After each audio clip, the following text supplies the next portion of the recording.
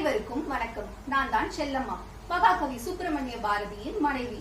நான் படித்தவள் அல்ல, ஆயினும் மகாகவியுடன் எனது 7 வயது முதல் 32 வயது வரை வாழும் பாக்கியம் பெற்றிருந்தேன். பணம் உண்டாக்கும் கலை தெரியாது என் கணவருக்கு. வயிற்றுப்பாட்டுக்காக தமிழ் தொண்டு செய்யவில்லை.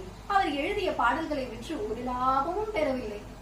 அமர்ந்து உட்கார்ந்து யோசித்து கவிதை எழுத மாட்டார். இரவோ பகலோ, வீட்டிலோ வெளியிலோ கடற்கரையிலோ அவ்வப்போது தோன்றும் உணர்ச்சி பெருக்கில் எழுந்தவையே அவர் கவிதைகள். வறுமை கவிஞனின் தனியுடைமை.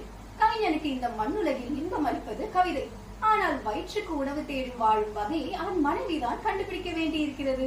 காதல் ராணியாக மனைவியை போற்றும் கவிஞன் அவளுக்கு சாதமும் போட வேண்டும் என்று நினைவே இன்றி காலம் கழித்தானே. ஆனால் என்ன செய்ய முடியும்? ஊருக்கு பெருமை என் வாழ்வு, வையகத்தார் கொண்டாட வாழ வேண்டும் என்ற என் கனவு ஓரளவு பலித்ததென்னவோ உண்மைதான். அவர் பூத உடல் மறைந்த பின்பும் தமிழ் பேசும் ஒவ்வொரு உயிரினருக்கும் அவர் கலந்து நிற்பதுதான் இன்று பெரிய அதிசயமே. விண்ணுரைக்க மாட்டாத விந்தையடா என்று அவர் கவிதை மொழியில் தான் நான் இந்த மகிழ்ச்சியை தெரியவிருக்கிறேன். நன்றி, வணக்கம்.